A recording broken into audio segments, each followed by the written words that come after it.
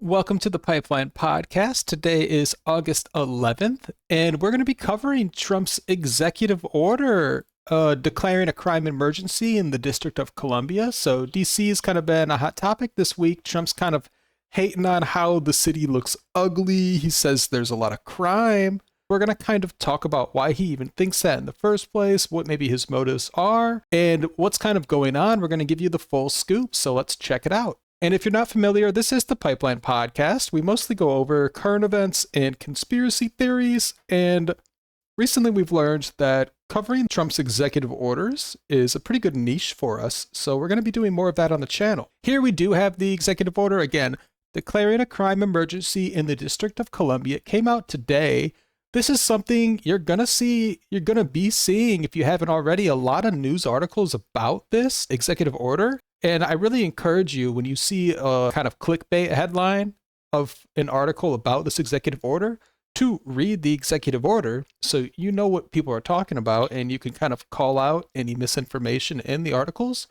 So that's what we're going to do today. We're going to go through this executive order. It's not too long, and we'll also give our hot takes while we go through it. First, I do want to start off with a little bit more context. So Trump is saying, hey, there's a lot of crime in DC. Even though if we look at some statistics, crime in DC has gone down this year kind of dramatically. And you could make the argument that that's just because Trump's president and he's a little stricter on crime. That's why it's gone down in the first place, which probably is true. Anyway, I just wanted to give a little bit of context. We also saw Kristi Noem, her purse got stolen. This happened April. So she was in DC and basically she got robbed. I mean, this is someone that's in Trump's cabinet, someone that's close to Trump, that Trump knows personally, that he communicates with. And then the most recent crime we have is Big Balls, the Doge guy.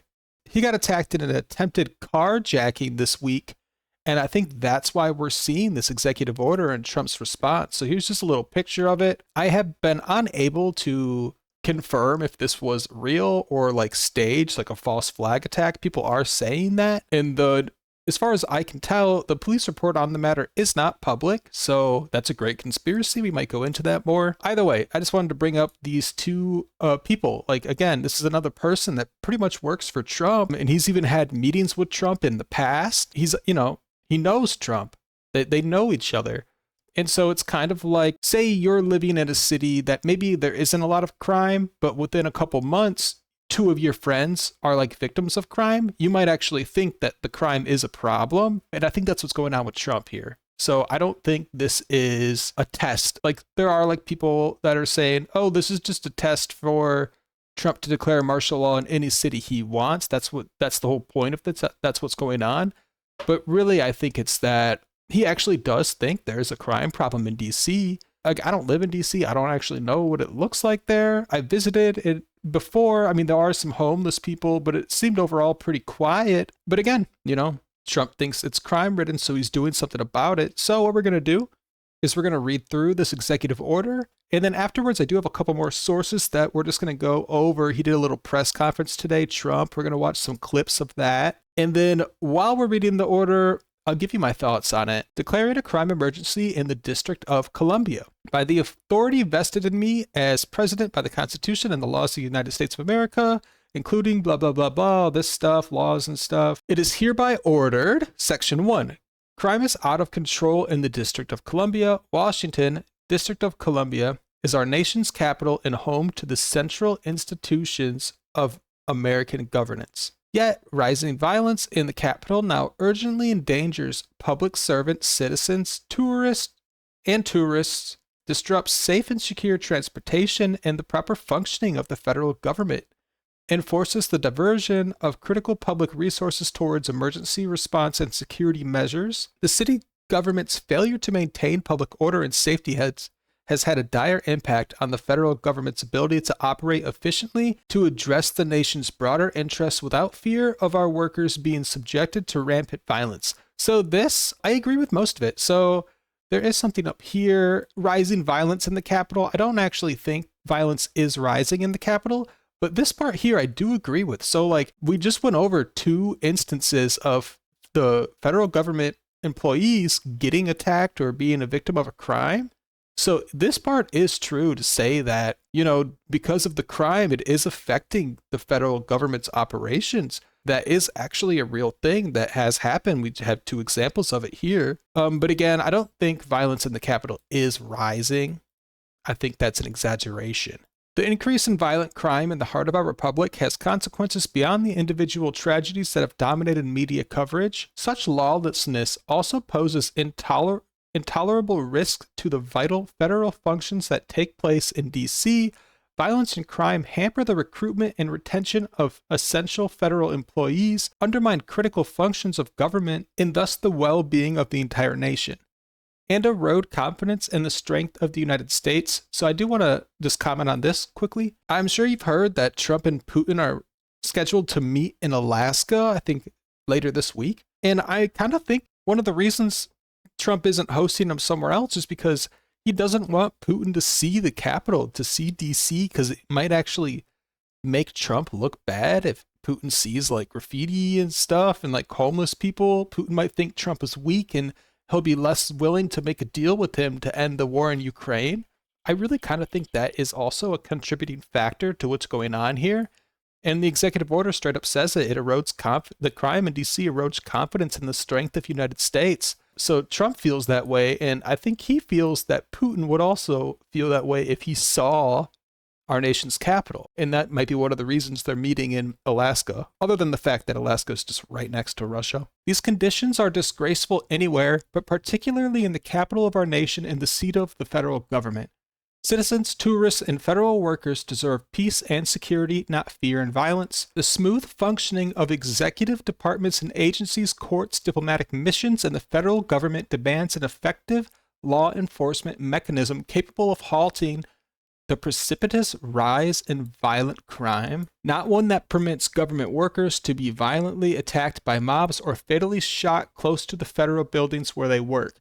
So I do want to probably not in the video, but at some point I do want to look at this because this is the second time I've heard, Trump, or I guess in this case, the White House say that. I'm not familiar with the federal worker or a government worker getting shot to death outside of a federal building in DC. I'm sure it did happen, but I that's not on my radar, so I'm not going to cover it today. I'm not familiar with it, but he also made that claim the other day. The magnitude of the violent crime crisis places the District of Columbia among the most violent jurisdictions in the United States. In 2024, DC averaged one of the highest robbery and murder rates of large cities nationwide. Indeed, DC now has a higher violent crime, murder, and robbery rate than all 50 states. I did not know that. Recording a homicide rate in 2024 of 27.5 per 100,000 residents, which is very high. It also experienced the nation's highest vehicle theft rate with 842 thefts per 100,000 residents, over 3 times the national average. DC is, by some measures, among the top 20% of the most dangerous cities in the world. If that's the case, then honestly, that is kind of crazy. Let's look up, just kind of try to compare it to a different popular city. Let's look up New York. 2024, what is it? Homicide rate in New York City. Google AI says New York City's homicide rate is 4.5 per 100,000 residents. This executive order is claiming that DC's homicide rate is 27, which is a lot bigger. That's kind of crazy. So also, let's see if we can, let's fact check it. This is a real thing. There is a lot of crime in DC compared to other major cities. So this part is true here, which I actually wasn't familiar with that, but it is a fact. DC has a lot of violent crime. As president, I have a solemn duty to take care that our laws are faithfully executed and a sacred responsibility to protect the safety and scrutiny of United States citizens who live and visit our nation's capital, including federal workers who live or commute into DC. These conditions cannot persist. So this right here is kind of his peace through strength strategy. He sees a problem. He identified a problem. There's a crime in the nation's capital, and he's going to, he's laying out his plan right here. We haven't really got to it yet, but this is how he's going to deal with that problem. We will make DC one of the safest cities in the world. not the most dangerous. In that way, he can host dictators like Putin. I guess Putin technically is a president, but there aren't like real elections in Russia as far as I can tell. He wants it to be safe, obviously for the workers, the people that work there, for the people that like basically he's in charge of. He doesn't want them to get attacked, but also, maybe he wants to host like, do you remember Xi Jinping visiting California a couple of years ago and they like cleaned up the streets for his visit? If he wants to host like Xi Jinping or Putin, for example, in DC, he's going to want to clean it up. Section 2, Services of the Metropolitan Police Department of DC. I determine that special conditions of an emergency nature exist that require the use of the Metropolitan Police Department of DC for federal purposes, including maintaining law and order in the nation's seat of government, protecting federal buildings, monuments, and other property, and ensuring conditions necessary for the orderly functioning of the federal government. Effective immediately, the mayor of DC shall provide the services of the police force to federal purposes for the maximum period permitted under Section 40 of the Home Rule Act. Section 3, Operational Control of the Police Department of DC. The authority of the president conferred by Section 740A of the Home Rule Act to direct the mayor with respect to the current special conditions of an emergency nature is delegated to the Attorney General. Okay, so it looks like the Attorney General is actually going to be the one that's in charge of the DC police here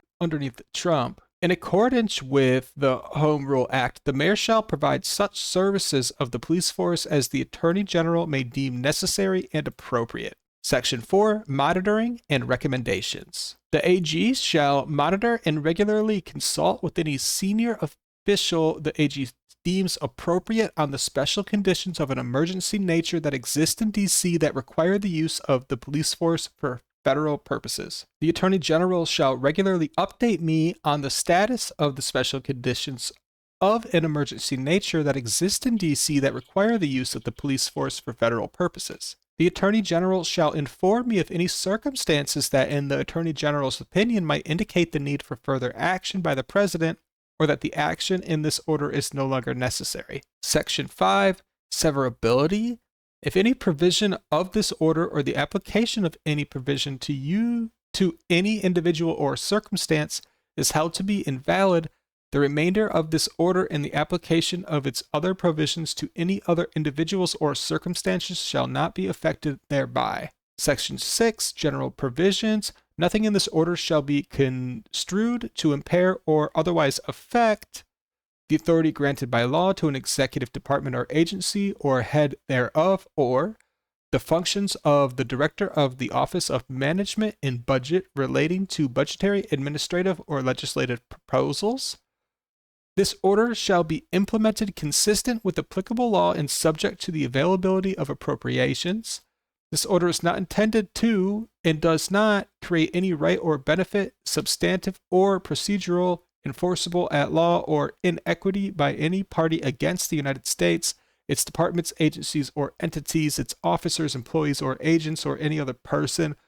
The cost for publication of this order shall be borne by the Department of Justice. So that's it. Basically, Trump and the Attorney General are now in charge of DC's police. And because they're in charge of the DC police, they'll be able to help fix the crime rate in DC. That's kind of the plan here. And then if you have any thoughts on this executive order, now that you've read it, and you're welcome for that, by the way, leave a comment, There's a couple other sources I want to get into, so I'm not going to spend the whole video going through this. But yeah, if you see anything in here that might concern you or could potentially be abused, like maybe he tries to do this in other cities. I think he did threaten to do it in other cities as well, like Chicago and LA already. Leave a comment, tell me about it, I want to hear. So let's check out a couple more sources. We have clips from this press conference. We got Pam Bondi and Trump talking about it. And let's start with Trump. You spit and we hit, and they can hit real hard. It's a disgusting thing. I've watched that for years, for 3-4 years. I've watched them. The police are standing, and they're told, don't do anything under any such, and you can see they want to get at it. and they're standing there and people are spitting in their face and they're not allowed to do anything. But now they are allowed to do whatever the hell they want. So yeah, the reason that this clip is like circulating is because Trump at the end there said the police can do whatever they want, and people are going around saying, oh no, now the police are going to be able to like beat people up that aren't criminals just because they want to, or like extort people. It's not really what he's saying there. What he means is like this executive order, I'm sure, does have the full support of the DC police, because let's check out this DC mayor. The DC mayor is a Democrat, and it is pretty well known that Democrats are a little more lax on crime than Republicans. But that's not the case for police officers. The police officers are usually more conservative, mainly because they've seen a lot of real shit and they know how dangerous the real world can be. And they definitely support locking up criminals. So what he's kind of saying there is like the police are now free to like do their job and make the city safer. And I guarantee if you poll DC police officers and to ask them, would you rather have your boss be Trump or the mayor of DC? The overwhelming majority of them will say Trump. So it's kind of like they're not being held up by like liberal viewpoints, liberal crime policies anymore. The police are actually able to go police. So that's kind of what's going on there. Next up, we just have a short clip of Pam Bondi, and let's check that out. Let me be crystal clear. Crime in DC is ending and ending today. We are going to use every power we have to fight criminals here. President, thank you for caring about our capital. Families come here every summer. Our museums are free. We have the National Zoo. We have the National Gallery. DC should be a place where everyone can come and feel safe. So yeah, I mean, she's fully behind it. She supports it. She is the attorney general. So basically she's in charge of the police, but like Trump's in charge of her. So, you know, because we read the executive order where it names her, she's the one that gets to kind of direct what's going on under Trump for the DC police.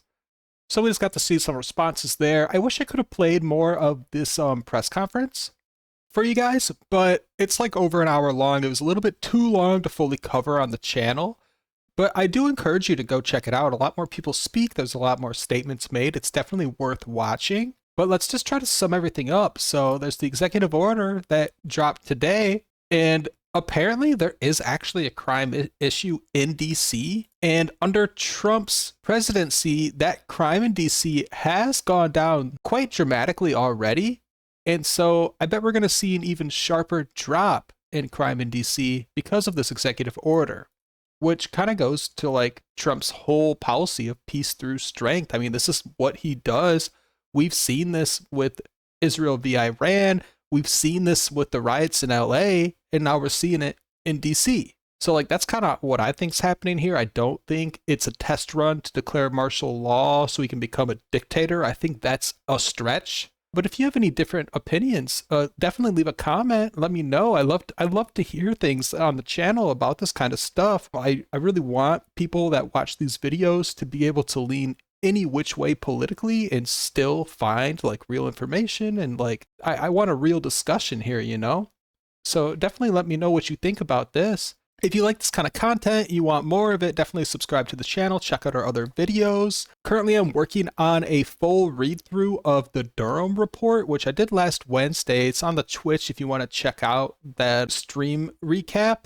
And normally I would have our Wednesday podcast episode published by now, but it's a very in-depth report and it's taken me a long time to edit. So expect that sometime this week. And that's just the kind of stuff we do on the channel. So again, I encourage you to check it out and definitely have a great night.